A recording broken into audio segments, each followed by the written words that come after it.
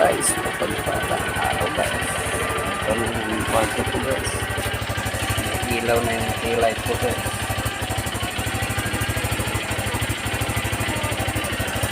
Medyo minimal naman ang sira.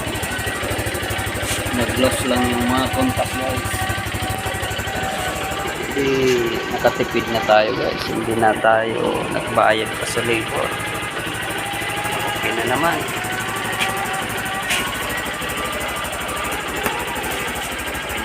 Guys, ng headlight may na kasi yung dati guys ilaw.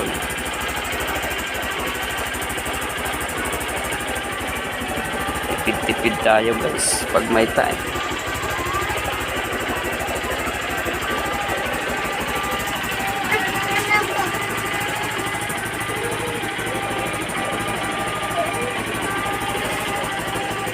Ay, nakatawa yung anak ko guys.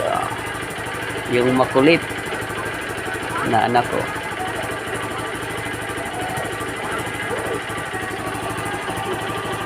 Kaming dalawa lang guys. Yung iba nag-aaral. Salamat.